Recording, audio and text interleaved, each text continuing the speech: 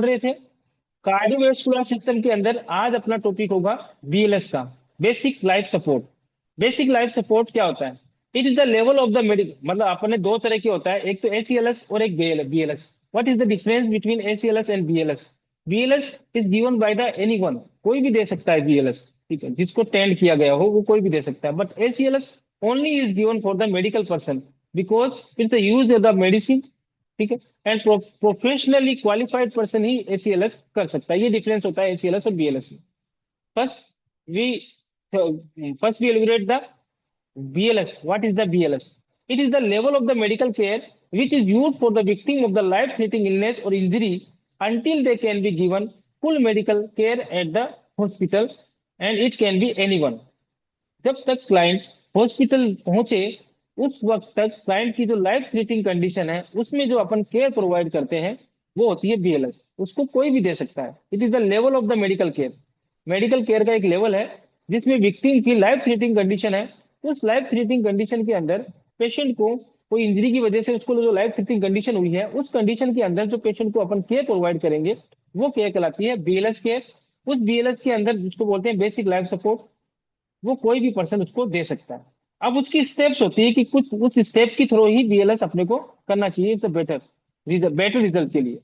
First of all कोई भी person अपन देखेंगे कि वो अनकॉन्शियस हो गया, उसको कोई भी पर्सन गिर गया या उसको अनकॉन्शियस हो गया तो अपन सबसे पहले जाके जाके डायरेक्ट तो सीपीआर नहीं करना चाहिए ना।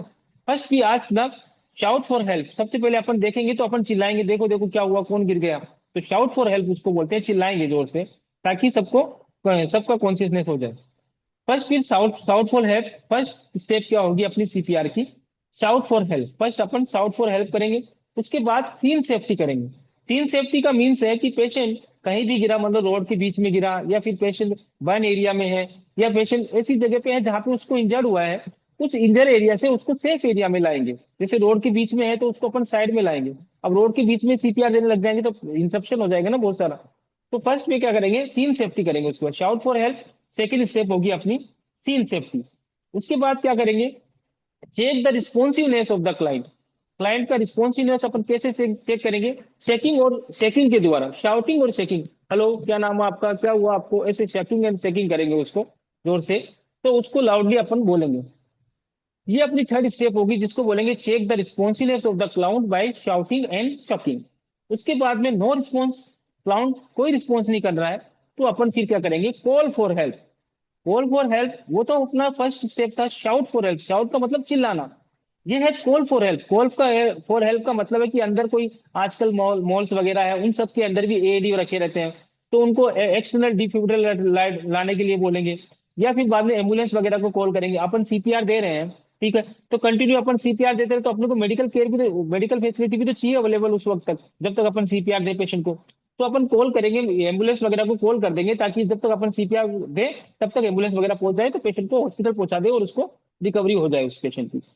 To get the automatic external defibrillator डालने के लिए अपन कॉल फॉर हेल्प करेंगे, किसी भी पर्सन को कॉल के लिए बोलेंगे तो वो कॉल फॉर होगी। The first step shout for help, second step scene safety, third step check the responsiveness of the client directly by the shouting and checking. After that no response for call for help, call for help to get the automatic defibrillator. अब कोई response नहीं आ रहा client का तो फिर अपन क्या करेंगे? Monitor the pulse. कितना टाइम? टाइम 5 to 10 सेकंड तक अपन पल्स मॉनिटर करेंगे। अब पल्स भी अलग अलग है, चाइल्ड के अंदर अलग है, डिफरेंस है, अडल्ट में डिफरेंस है और इन्फेंट्स में डिफरेंस है।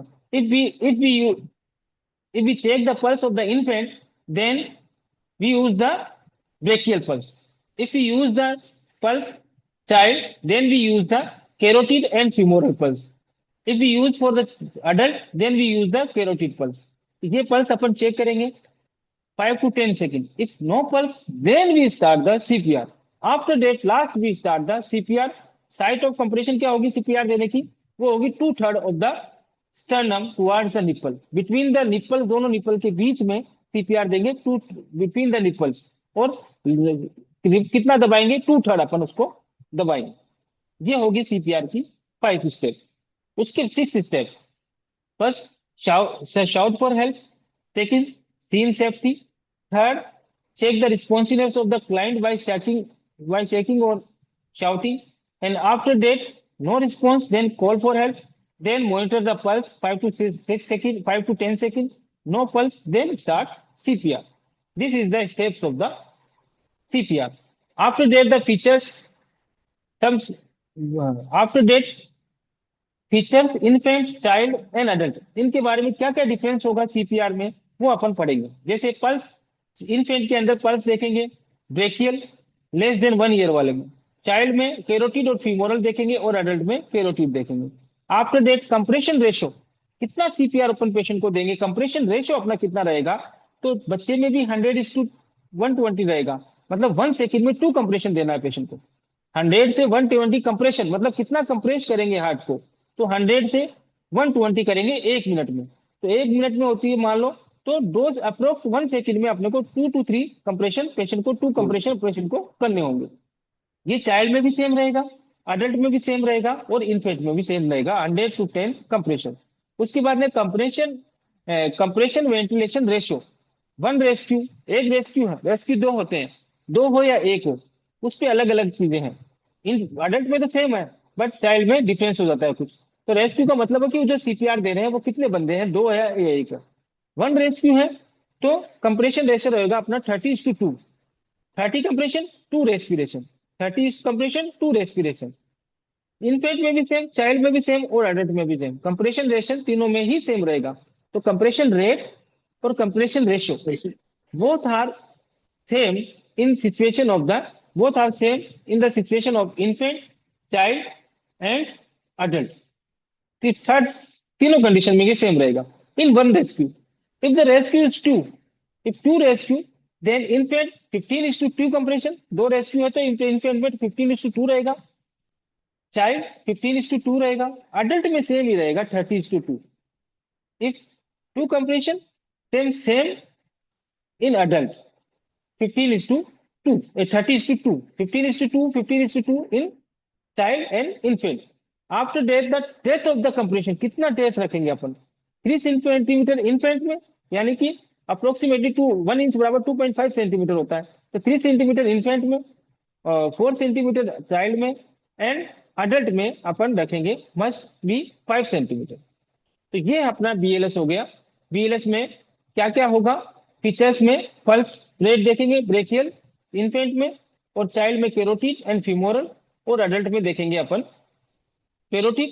कंप्रेशन रेशियो 100/20 किस में रहेगा, इन्फेंट में रहेगा, और 100/20 चाइल्ड में रहेगा, और 100/20 अडल्ट में रहेगा। After that compression ventilation ratio वो भी 30:2 रहेगा तीनों में। उसके बाद में 2 रेशियो है तो 15:2 चाइल्ड एंड इन्फेंट में रहेगा और 30:2 अडल्ट में रहेगा। उसके बाद में depth of the compression, compression की डेप्थ कितनी रखेंगे, तो वो अगर इन्फेंट है तो 3 सेंटीमीटर, चाइल्ड है तो 4 सेंटीमीटर और अडल्ट है तो 5 सेंटीमीटर, 1 इंच बराबर 2.5 centimetre. This is the CPR. After that advance cardiac life support we say ACLS, advanced cardiac. Inside the hospital, if the client is undergone the cardiac arrest, the professional team will treat the client with the help of the medicine. अब client को अपन ने कहा कि जब वो बाहर किसी भी कंडीशन में, बाहर उसको ऐसी कंडीशन होती है तो अपन सीपीआर देते हैं। ये कंडीशन अगर हॉस्पिटल में हो जाए तो उस कंडीशन में उसको ट्रीट करने वाला प्रोफेशनल टीम होगी, तो जो प्रोफेशनल टीम सीपीआर देगी उसको ट्रीट करेगी तो वो कहलाएगा ACLS, advanced cardiac life support. Inside the hospital, if the cardiac arrest, the professional team treating with the client with the help of the medicine. Medicine की हेल्प से जो client को ट्रीट करेगी वो होगा पेशेंट का ACLS। उसके बाद में common difference in between the ACLS and BLS। BLS drug adrenaline and amiodarone using in the ACLS। ACLS के अंदर अपन एमिड्रोन और एड्रेनालिन ड्रग यूज करते हैं। सीपीआर में अपन ड्रग, कोई ड्रग यूज नहीं करते, सिर्फ अपन कंप्रेशन और रेस्पिरेशन पेशेंट को देते हैं। कॉमन स्टेप क्या रहेगी, फर्स्ट सीपीआर, एयरवे और डिफिब्रिलेटर, ये अपनी स्टेप रहती है इसके अंदर, ACLS के अंदर CPR then airway then defibrillator. तो this is the CPR and ACLS। Understood? Okay.